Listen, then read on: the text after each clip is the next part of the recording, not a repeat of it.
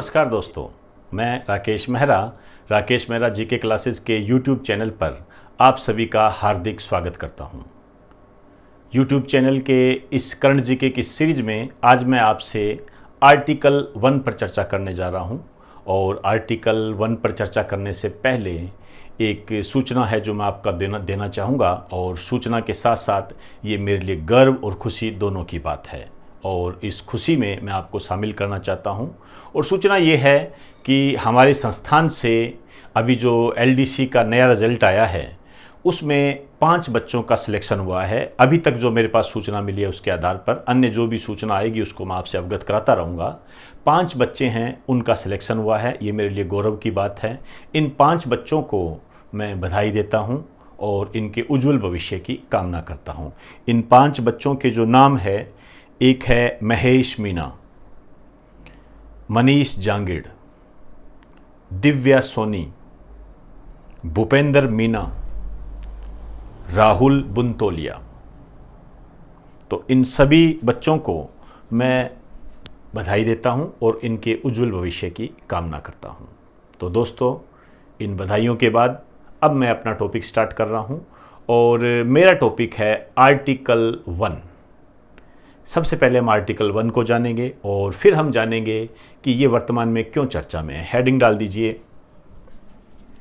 Article 1, लगा दीजिए most important. ये पहले भी चर्चा में रहता है और पहले भी पुराने पेपरों के आधार पर हम देखें तो इस पर कई क्वेश्चन आ चुके हैं। देखिए, भारतीय संविधान में जो आर्टिकल है उसमें से ये जो आर्टिकल 1 है ये हमें क्या बताता है? सबसे पहली बात तो बताता क्या है, लिखिए। इसके तहत इंडिया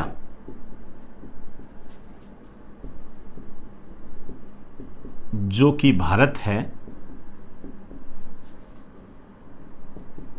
एक राज्यों का संघ है।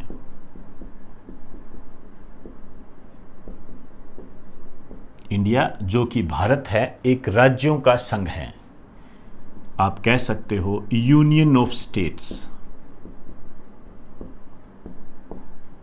इस क्वेश्चन की यदि मैं बात करूं तो यह सदाबहार क्वेश्चन की श्रेणी में है। क्वेश्चन इस तरीके से बना हुआ है कि भारत है राज्यों का संघ, संघों का राज्य, एक संघ। तो हमें वो बात करनी है जो हमारे संविधान में लिखी हुई है, और हमारा संविधान का आर्टिकल 1 ये कहता है कि भारत राज्यों का संघ है। अब ये राज्यों का संघ है, इसका मीन्स क्या निकलना है इसको हमें समझना पड़ेगा।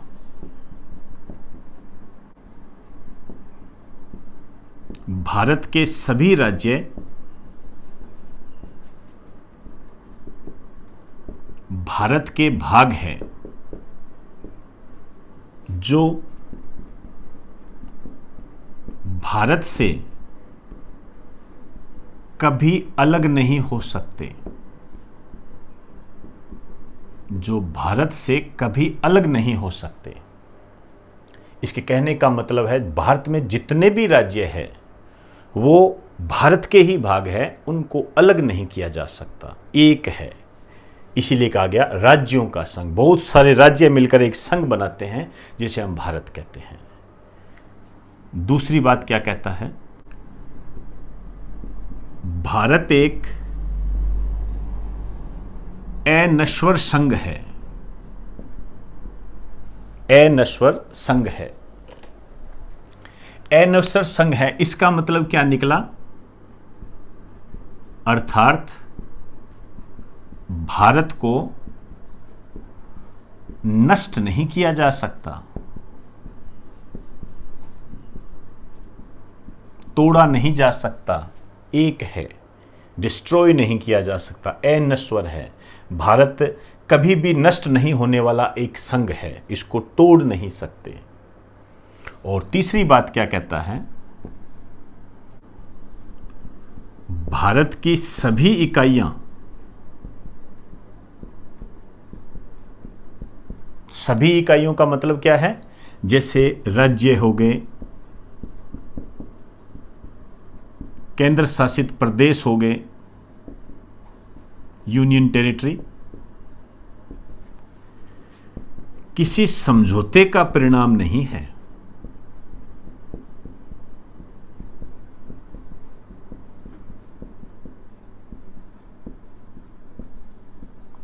सभी इकाइयां जो है किसी समझौते का परिणाम नहीं है, ये अपने आप बनी हुई है, एक है, राज्यों का संघ है, किसी समझौते के तहत नहीं है।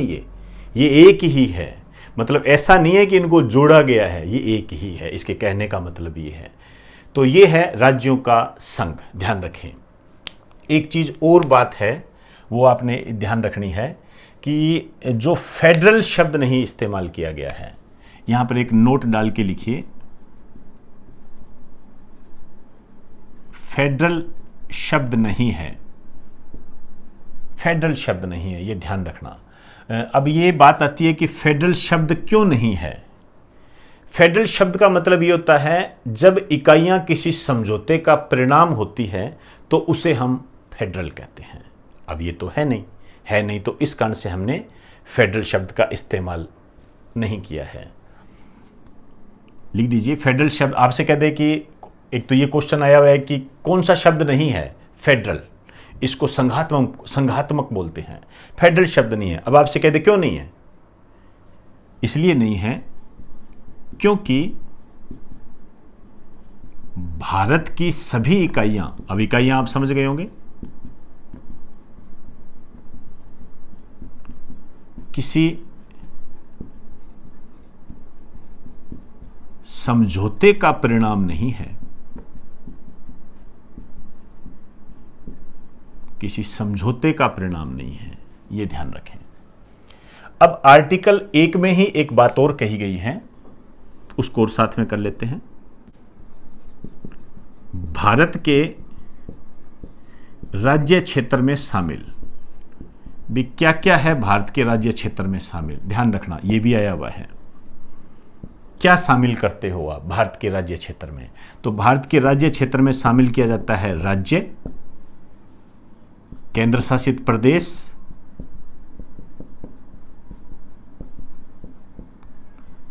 प्लस अर्जित क्षेत्र, ध्यान रखना, जिसे यदि हम प्राप्त करते हैं बाहर से, यदि हमने किसी को प्राप्त कर लिया तो वो अर्जित जो क्षेत्र होगा या जो प्रदेश होगा वो राज्य में शामिल है। आप कह सकते हो कि इसमें भारत के राज्य क्षेत्र को परिभाषित किया गया है। तो ये बात है। तो आर्टिकल 1 में आपके एग्जाम की दृष्टि से ये बातें आपने ध्यान रखनी है। अब मुद्दा क्या है, क्या बात हुई है? बात ये हुई है कि सुप्रीम कोर्ट में एक याचिका दायर की गई है और सुप्रीम कोर्ट में याचिका के तहत ये कहा गया है कि ये जो आर्टिकल 1 है इसमें इंडिया को हटाया जाए, इंडिया शब्द हटाया जाए और इसके स्थान पर आप भारत और हिंदुस्तान रखिए, ये बात कही गई है। तो इसका मतलब हमारे सामने एक तथ्य ये भी आ गया कि हिंदुस्तान शब्द भारतीय संविधान में नहीं है, हिंदुस्तान शब्द भारतीय संविधान में नहीं है। अब पुराने पेपर उठा के देखो, वहां पर आपको ये क्वेश्चन मिल जाएगा कि कौन सा शब्द भारतीय संविधान में नहीं है, वहां पे मोटा मोटा लिखा हुआ मिल जाएगा हिंदुस्तान। तो हिंदुस्तान, हिंद, भारतवर्ष, ऐसे शब्द इंडियन कॉन्स्टिट्यूशन में नहीं है। अब तक जो इंडियन कॉन्स्टिट्यूशन में शब्द हैं वो एक तो इंडिया है और एक भारत है, और इन पर भी याचिका लगा दी गई है कि इंडिया शब्द को हटाया जाए। तो इसकी सुनवाई होगी, तब देखते हैं क्या बात आती है। तो यहां पर आप एक बात लिख दीजिए, सुप्रीम कोर्ट में याचिका,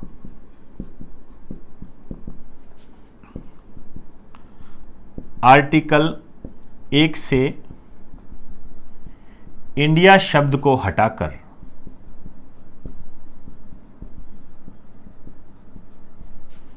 भारत व हिंदुस्तान रखा जाए। हालांकि भारत तो है ही, ये रखा जाए। एक क्वेश्चन और आया हुआ है कि इंडिया शब्द किसने दिया था? हालांकि इंडिया शब्द इंडस से बना हुआ है, इंडस सिंधु वहां से बना हुआ है। इंडिया शब्द यूनानियों ने दिया था, यह ध्यान रखना, यह आया हुआ है क्वेश्चन। एक लाइन लिख दीजिए, इंडिया शब्द यूनानियों ने दिया था। इसी के साथ साथ एक क्वेश्चन और आ जाता है, हिंदू शब्द किसने दिया था? हिंदू शब्द अरबों ने दिया था। दोनों क्वेश्चन आपके आए हुए हैं, पेपर उठा के देखिए। ये छोटे छोटे क्वेश्चन है जो हमें पता होना चाहिए। हिंदू शब्द अरबों ने दिया था। तो अब तक की जो हमारे पास न्यूज़ थी आर्टिकल 1 के संबंध में क्यों चर्चा में है, अब देखते हैं किस रूप में आगे बढ़ता है, तो उसी रूप के आधार पर हम इसके और एक्सप्लेन करते जाएंगे। फिलहाल हमारे सामने यही तथ्य है कि आर्टिकल 1 में संशोधन किया जाए और इंडिया शब्द को हटाया जाए और भारत और हिंदुस्तान रखा जाए। अब सुप्रीम कोर्ट कह रहे हैं 3 जून को सुनवाई करेगा, 3 जून को जवाब देगा, तो देखते हैं वो क्या बात कहता है। फिर आगे हम इसको और यदि हमें लगा आवश्यक तो इसको और एक्सप्लेन कर देंगे। और आर्टिकल 1 में आपके एग्जाम की दृष्टि से ये सारी बातें हैं, आपको पता होना चाहिए। राज्यों का संघ का अर्थ क्या होता है? ये 3 अर्थ होते हैं। फेडरल शब्द संघात्मक बोलते हैं। फेडरल शब्द क्यों नहीं है? फेडरल शब्द तभी हो सकता है जब सभी इकाइयां किसी समझौते का परिणाम होती है, और हमारा जो भारत है इसमें जो सभी इकाइयां हैं वो किसी समझौते का परिणाम नहीं है। क्लियर? तो एक बार आप इसका स्क्रीनशॉट ले लीजिए।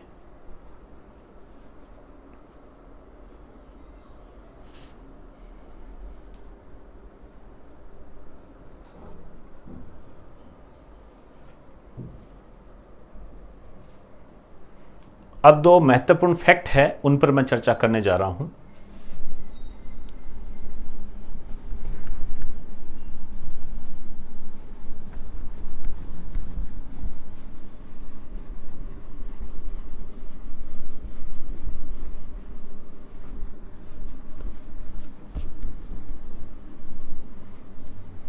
देखिए, एक पत्रिका है जो अक्सर अखबारों में चर्चा में रहती है, उसका नाम है फोर्ब्स। इसको फोबर्स भी बोल देते हैं। एक तो आपने ये ध्यान रखना है, ये अमेरिका की पत्रिका है। ये बहुत बेसिक चीज़ें जो होती है ये क्वेश्चन के रूप में आपके सामने मैंने कई बार देखी है। फोर्ब्स पत्रिका का संबंध किस देश से है? टाइम पत्रिका का संबंध किस देश से है? तो दोनों पत्रिका अमेरिका से संबंधित है। इसने क्या किया है, इसने दुनिया के अमीर खिलाड़ियों की सूची जारी की है। दुनिया के अमीर खिलाड़ियों की सूची जारी की है। अब अमीर खिलाड़ियों की सूची जारी की है जिसमें से जो सबसे ज़्यादा अमीर जो है ये है रोजर फेडरर। आप जानते हो स्विट्जरलैंड से संबंधित है ये, और टेनिस से संबंध है इनका। दूसरे हैं क्रिस्टियानो रोनाल्डो, ये फुटबॉल से संबंधित है।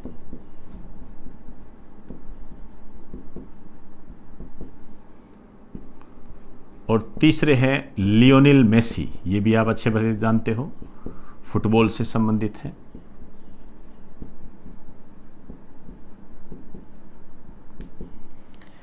यहां पर जो टॉप 100 है उनमें से एकमात्र भारतीय खिलाड़ी है, लिख दीजिए। टॉप 100 में एकमात्र भारतीय खिलाड़ी जो अमीर की दृष्टि से महत्वपूर्ण है, ये है विराट कोहली। क्रिकेट से संबंधित है, वेल नोन है, बताने की भी जरूरत नहीं है। इनको जो स्थान प्राप्त हुआ है 60वां स्थान प्राप्त हुआ है। ये 66 है, ध्यान रखें, 60वां नहीं है। एक बात और है, चेन्नई मेट्रो के संबंध में है। लॉकडाउन और कोरोना वायरस के कारण आप जानते हो सोशल डिस्टेंसिंग और किसी भी वस्तु को स्पर्श ना करने की सलाह दी जा रही है। इसे ध्यान में रखते हुए चेन्नई जो मेट्रो रेल है, ये भारत की पहली मेट्रो रेल है जो पैरों से संचालित होगी, मतलब पैरों से ऑपरेट होगी, हाथ लगाने की आवश्यकता नहीं है। तो एक लाइन लिख दीजिए, चेन्नई मेट्रो भारत की पहली मेट्रो है जो पैरों से ऑपरेट होगी। एप्रोच होगी। आप जानते हो, सोशल डिस्टेंसिंग और कोरोना वायरस से बचाव के लिए। तो एक बार आप इसका स्क्रीनशॉट ले लीजिए।